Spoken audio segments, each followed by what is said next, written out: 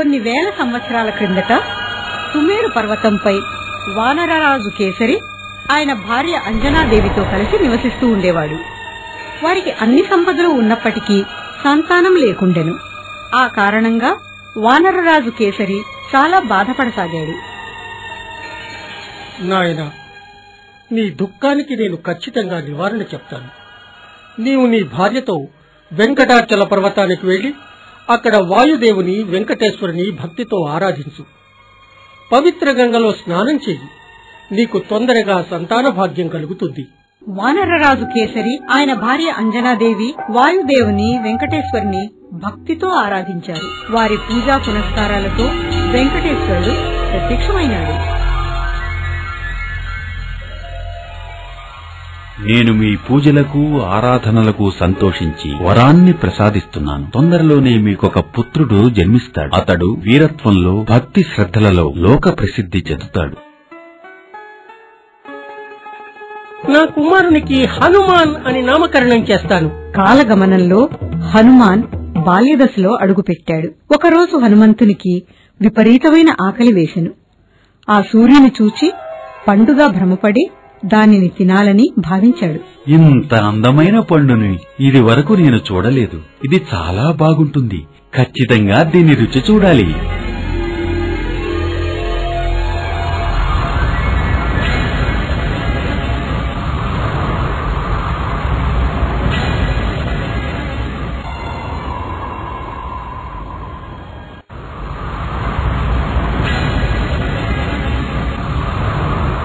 నేనిప్పుడే ఆ దుష్ట వానరానికి బుద్ధి చెప్తాను. ఒరే వానరుడా, ఇదేదో బొమ్మ పండో కాదు, సూర్య భగవానుడు. చేతితో తాకటానికి ప్రయత్నించవద్దు. ఇది ఒక పండే. దీనిని ఖచ్చితంగా తినాల్సిందే. నువ్వు చెబితే వినేలా లేవు. నిన్ను దండించక తప్పదు. దేవేంద్రుడు తన వజ్రాయుధంతో హనుమంతుని బలంగా కొట్టాడు. ఆ దెబ్బకు హనుమంతుడు మూర్ఛపోయాడు. అదే సమయంలో బలమైన గాలి వేగంగా వీచసాగింది.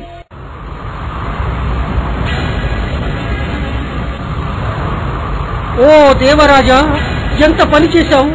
నా కుమారుని మీ వజ్రాయుధంతో కొట్టి గాయపరిచారు. ఆ వానరుడు మీ కుమారుడని నాకు తెలియదు. అతని అల్లరితనానికి మాత్రమే దండించాను. నా మాట విని తను సూర్యుని తాకకుంటే నేను దండించేవాడిని కాను.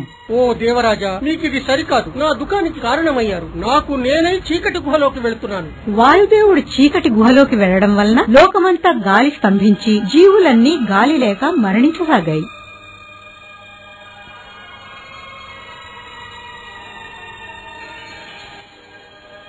వాయుదేవుడు చీకటి గుహలో ఉండగా ఉన్నట్టుండి ఒక మెరుపు వచ్చింది. దేవేంద్రుడు బ్రహ్మ ప్రత్యక్షమైనారు.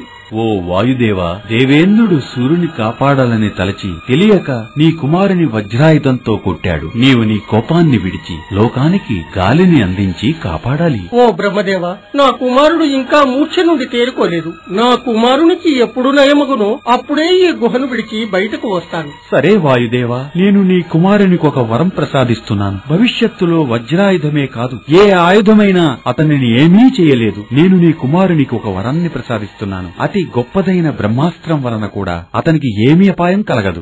నా కుమారుడు నేను ఊహించినంత బలశాలి అయ్యాడు. ధన్యవాదాలు. నేనిప్పుడే ఈ లోకానికి గాలిని అందిస్తాను. హనుమంతుడు సూర్యుని చేరి చేతులు జోడించి ఇలా అన్నాడు. దేవా, నేను చేసిన తప్పుకు క్షమాపణ అడుగుతున్నాను. నేను మిమ్మల్ని గురువుగా భావించి మీ వద్ద విద్య నేర్చుకోవాలనుకుంటున్నాను. నీవు నీ తప్పు తెలుసుకున్నావు కనుక నిన్ను క్షమిస్తున్నాను. నేను నీకు విద్య నేర్పుతాను. సూర్య భగవానుడు హనుమంతునికి గదాయుధం, విలువిద్య మొదలైన వాటిలో శిక్షణిచ్చి తీర్చిదిద్దాడు. అనతి కాలంలో మీరు నాకు అన్ని విద్యలు నేర్పారు. మీకు కృతజ్ఞతలు. మీకు గురుదక్షిణ ఏమి కావాలో చెప్పండి. కిష్కింద పర్వతం వద్ద వాలి సుగ్రీవులనే సోదరులున్నారు. వారిలో నీవు సుగ్రీవునికి మిత్రుడివై నీ భుజబుద్ధి బలంతో అతనికి సహాయపడు. అలాగే గురుదేవా.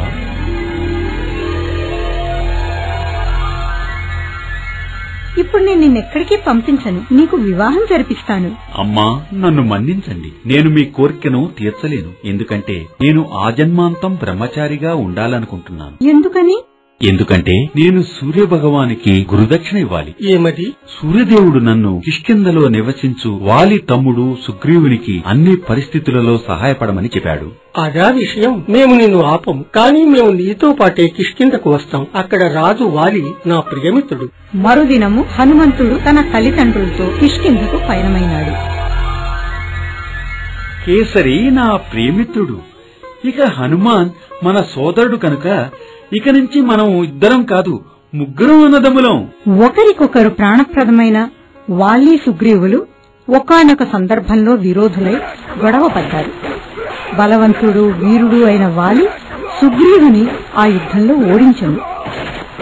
హనుమాన్, నేను ఇక్కడ జీవించలేను. వాలి రాలేని ప్రదేశానికి నన్ను తీసుకువెళ్ళు. మాతంగ పర్వతంపై వాలి రాలేడు కనుక మనము అక్కడికి వెళదాం పదండి. ఒకరోజు ఉదయం మాతంగ పర్వతం కింద సంచరిస్తున్న రామలక్ష్మణులను చూచి కలత చెందసాగాడు. వీరిని ఒకవేళ వాలి పంపినాడేమో. హనుమంతుడు పంపి నిజం తెలుసుకుంటాను. మీరిరువురు ఎవరు? చూడటానికి సాధువుల్లా ఉన్నను విల్లు ధరించారు. అయ్యా, నేను అయోధ్య రాజైన దశరథుని కుమారుడను. ఇతను నా సోదరుడు లక్ష్మణుడు. నా దైవం ఇన్నాళ్లకు దర్శనమిచ్చాడు. నేను బ్రాహ్మణ రూపంలో లేకుంటే సాష్టాంగ నమస్కారం చేసేవాణ్ణి. బ్రాహ్మణోత్తమ, ఇంతకీ మీరెవరు? ఇక నేను అబద్ధం చెప్పరాదు. నా నిజ రూపాన్ని ధరిస్తాను. మన్నించండి ప్రభు, నేను మొదట మిమ్మల్ని గుర్తించలేదు. కానీ నా మిత్రుడు సుగ్రీవుని కోసం వేషం మార్చి మీ గురించి తెలుసుకోవటానికి వచ్చాను. నేను వానరరాజు కేసరి కుమారుడను, హనుమంతుడను. నేను నా మిత్రుడు సుగ్రీవునితో ఇక్కడ నివసిస్తున్నాను. సుగ్రీవుడు కిష్కింధరాజు వాలి తమ్ముడు. వాలి సుగ్రీవుని ఓడించి అతని రాజ్యాన్ని భార్యను చెరబట్టెను. సుగ్రీవుడు ఎలాగో ప్రాణాలు దక్కించుకున్నాడు. మంచి వారిని రక్షించడం క్షత్రియ ధర్మం. నేను వాలిని హతమార్చి సుగ్రీవునికి రాజ్యాన్ని భార్యను అప్పగిస్తాను. చివరకు వాలి సుగ్రీవుని జాడ తెలుసుకుని మాతంగ పర్వతాన్ని చేరి సుగ్రీవునితో యుద్ధం చేయసాగాడు. రాముడు ఒక చెట్టు చాటు నుంచి వాలి సుగ్రీవుల యుద్ధాన్ని చూస్తాడు. చివరకు రాముడు తన బాణాన్ని సంధించి వాలిని హతమారుస్తాడు. రామా, నీవు నా రాజ్యాన్ని భార్యను తిరిగి ఇప్పించి పునర్జన్మ ప్రసాదించావు కనుక నేను నీకు జీవితాంతం రుణపడి ఉంటాను. నేనిప్పుడు సీతాదేవి జాడను తెలుసుకోవడానికి ప్రయత్నిస్తాను. ఇక నుంచి నా వానర సైన్యాన్ని జాంబవంతుని నీకు అప్పగిస్తున్నాను. జాంబవంత, హనుమ, అంగద, నాలుడు, నీల మీరంతా దక్షిణ దిక్కుగా వెళ్లి సీతాదేవిని అన్వేషించండి. జాంబవంతుడు, హనుమంతుడు, అంగద, నాలుడు, నీలుడు సీతాదేవిని అన్వేషిస్తూ సముద్ర తీరాన్ని చేరడాన్ని ఒక రాబందు దూరం నుంచి చూసింది.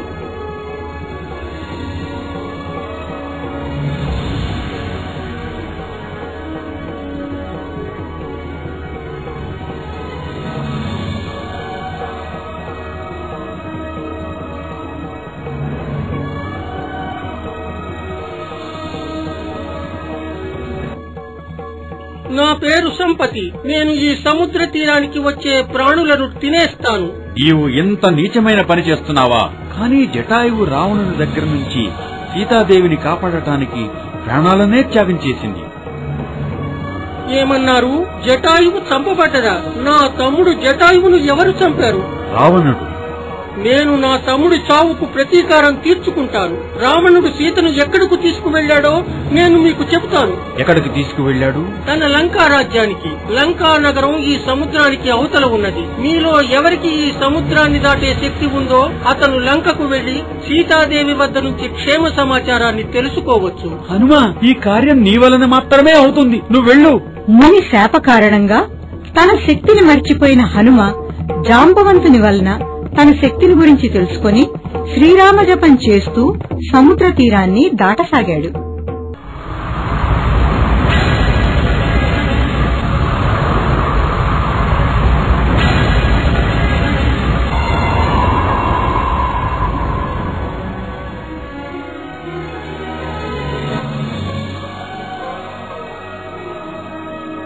హనుమ అశోకవనంలో ప్రవేశించి సీతాదేవి శోకంలో కూర్చుని ఉన్న చెట్టుపైకి చేరుకున్నాడు. అమ్మా సీతాదేవి, శ్రీరామమూర్తి మీకు తప్పక విముక్తి కలిగిస్తాడు. నేనిప్పుడు ఆయన గుర్తుగా ఇచ్చిన ఉంగరాన్ని జారబిడుస్తాను.